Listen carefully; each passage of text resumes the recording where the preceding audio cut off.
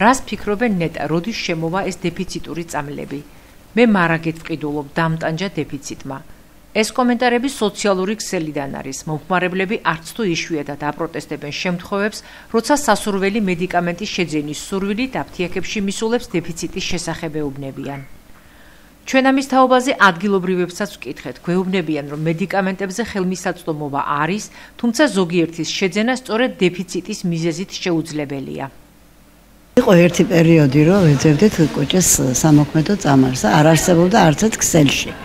მე შემოვიდა 2 თვის მერე და ვიყიდე ბლომად. ენ ფასტი მინდა მე მაგალითად ხმარობ და არ არის. დეფიციტშიაო გეუბნებიან? ხო, მეუბნებიან და ვიცი. რაც ჭირდება ხოლმე ქეფები. პირადად წამლებს იძებს ყიდულობ ჩემ თავისთვის, ჩემი შვილიშვილისთვის, მაგრამ სულ დეფიციტი რა. დედა მყავს 86 წლის პენსიონერი. და მაგ მედიკამენტებზე ყოფილა ისეთი საუბარი, რომ აი ვერ მივიღე იქ. რას გეუბნებიან დეფიციტშიაო? ხო, არ არის იმაში რა ქვია, მოქმედებაში არ არის. ეს მოქმედება რა არის, ვერ გავიგე მე. ანუ დეფიციტშიაო ესე გეუბნებიან? ხო. დეფიციტური წამლები თუნდაც დროებით გარკვეულ უხერხულობას უქმნის ექიმებსაც, რა დროსაც ისინი ალტერნატიული მედიკამენტით ჩანაცვლების პრაქტიკას მიმართავენ.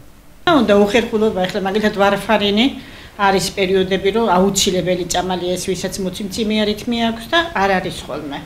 ჩანაცვლება შეიძლება სხვა წამლით. მაგი ხო ჩვენზე არ არის დამოკიდებული ვის შემოაქვს და რა შემოაქვს და მაგაზე მე რას გეტყვით. უხერხულობას ქმნის რა თქმა უნდა. სპექტრი ფარმაცევტულ ასოციაციასაც დაუკავშირდა. ლევან გოგიბერიძე გვეუბნება, რომ თემა დისტრიბუტორების დასალაგებელია, თუმცა ამასთან რამდენიმე ვერსიაზე გვესაუბრა. მისი თქმით, ერთ-ერთი მიზეზი შესაძლებელია რეფერენტული ფასებიც იყოს, რაც თავის მხრივ პრობლემას ფარმაცევტულ კომპანიას შეიძლება უქმნიდეს. ეხლა დამერწმუნეთ, რომ არც ერთ კომპანიას არ უნდა რომ ბაზარზე რაღაცა მედიკამენტის მიმართულებით იყოს დეფიციტი. შეიძლება იყოს მიზეზი, რომ რაღაცა მიმართულებით წარმოებას ექნება პრობლემა საზღვარგარეთ და ვერ ხორციელდება იმპორტი, შესაძლებელია რომ თვითონ ამ მიწოდების ჯაჭვი იყოს რაღაცა პრობლემა, საბაჟომ გააჩერა ან ასე შემდეგ და ასე შემდეგ, შეიძლება ესეც იყოს. შეიძლება ისიც იყოს, რომ რეფერენტული ფასების შემოღების შემდეგ რაღაცა კომპონენტი ვერ ჯდებიან ამ ფასებში, ანუ რამოდენიმე სხვადასხვა კომპონენტია. ჩვენ სააფთიაქო ქსელების ნაწილთან დაკავშირებაც ვცადეთ, თუმცა მითითებულ ნომრებზე მათთან კომუნიკაცია ვერ მოხერხდა. მათი გამოხმაურების შემთხვევაში სპექტრი მზად არის პასუხები მოგასმენინოთ. საქართველოს ქალთა ნაკრებმა თურქეთის ქალაქ კონიაში საერთაშორისო ტურნირი მესამე პოზიციაზე დაასრულა და ბრინჯაოს медаლი დაისაკუთრა. მის შემადგენლობაში კი ზესტაფონელი თეკლა კაპანაძეც შედის. თეკლა სხვებთან ერთად სწორედ ქვეყნის ნაკრებს წარმოადგენდა თურქეთის ფარიკაობის ფედერაციის თასის შეჯიბრზე ხმლით მოფარიკავე იუნიორების გუნდურ ასპარეზობაზე. ის დღეს სპექტრთან თავის განწყობასა და ფარიკაობასთან ელიტური სპორტის ამსახეობასთან დაკავშირებულ ემოციებზე გვიამბობს. ვიმყოფებოდი თურქეთის ერთ-ერთ ქალაქში კონიაში, სადაც ტარდებოდა თურქეთის ფედერაციის ჩემპიონატი, სადაც ვიასპარეზე ჯერ პირად ასპარეზობაში, შემდეგ კი გუნდურში. გუნდურში დავიკავეთ მესამე საპრიზო ადგილი, ხოლო პირადში ვიყავით 70 ფოფარიკავე, საიდანაც ჯგუფურ ეტაპში ვიასპარეზე კარგად და 64 სპორტსმენში მოვხვდი.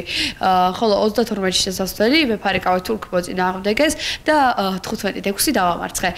16-ში შესასვლელი შევხვდი მეოთხე ნომერს, თედაც დავმარცხდი 15-12 და მოვხვდი 32 საუკეთესო სპორტსმენში. რაც შეეხება გუნდურ ასპარეზობას, ფინალში შესასვლელი ბრძოლა წავაგეთ 45-33, რის შედეგადაც გავედით მესამე საპრიზო ადგილზე და ეს მესამესთვის ბრძოლა მოვიგეთ 45-33.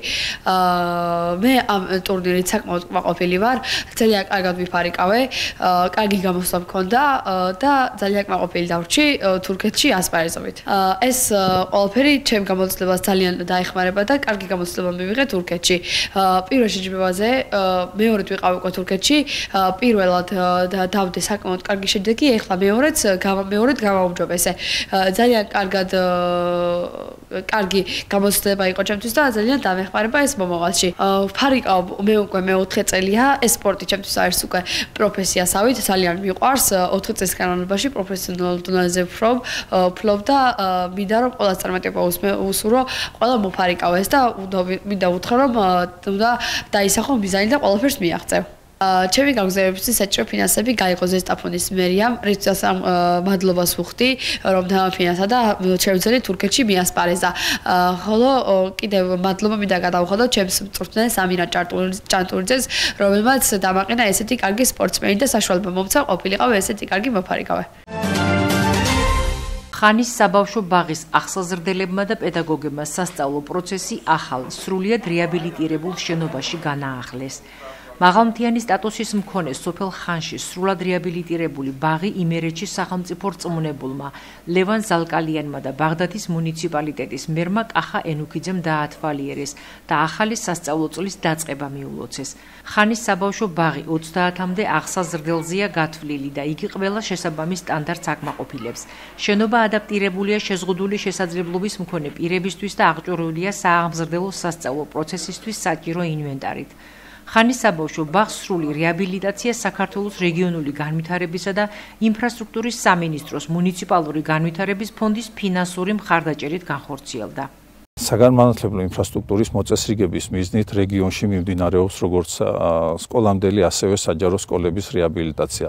დღეს მაღალმთიანი სტატუსის მქონე სოფელ ხანში სრულიად რეაბილიტირებული ბაღი დავათვალიერეთ, რომელიც 25 მოსწავლეზეა გათვლილი. იგი აღჭურვილია თანამედროვე ინვენტარით და სრულად აკმაყოფილებს სტანდარტებს. სოფლის გაძლიერების მიზნით რეგიონის მასშტაბით არაერთი პროექტი ხორციელდება, რათა სოფლიდან მიგრაცია მინიმუმამდე იქნას დაყვანილი. ბაღდათის მუნიციპალიტეტში ბოლო 4 თვის მანძილზე მეორე საბავშვო ბაღი გავხსნით. პირველი გახდათ სოფელ წყალთაშუაში 50 ბავშვი გათვლილი. ეს გახლავთ სოფელი ხანი მაღალმთიანი სტატუსის მქონე და დღეიდან ახალ რეაბილიტირებული საბავშვო ბაღი მოემსახურება ჩვენს პატარებს. ზესტაფონელი ძიუდოისტი გიორგი დვალი საქართველოს ჩემპიონატის პრიზიორია. ჭაბუკ ძიუდოისტთა შორის გამართულ ქვეყნის ასპარეზობაში მოპოვებული მესამე საპრიზო ადგილი მისთვის ამ წლის პირველი წარმატებაა. გიორგი, რომელიც 50 კილოგრამ წონით კატეგორიაში ასპარეზობდა, ქვეყნის ნაკრების შემადგენლობაში შევიდა. თვლის, რომ ეს არის მისთვის დიდი мотиваცია მეტი შრომის ხარჯზე კიდევ უფრო დაუსტატდეს და წარმატებული ძიუდოისტი გახდეს. ჭაბუკ ძიუდოისტებს შორის ჩემპიონატი 8 წონით კატეგორიაში ჩატარდა და ის 2 დღის განმავლობაში ძიუდოს აკადემიაში მიმდინარეობდა. საქართველოს ჩემპიონატი ჩატარდა ქალაქ თბილისში ძიუდოს აკადემიაში. ვიჭიდავე 2008-2009 წლებში. ვიჭიდავე 50 კილოთ კატეგორიაში და 6 შეხვედრა. დავიკავე მესამე ადგილი და შევედი საქართველოს ნაკრებში. შემეძლო მეტის გაკეთება და ახლა წავალ შეჯიბრებზე საზღვარგარეთ და საქართველოს ვასახელებ.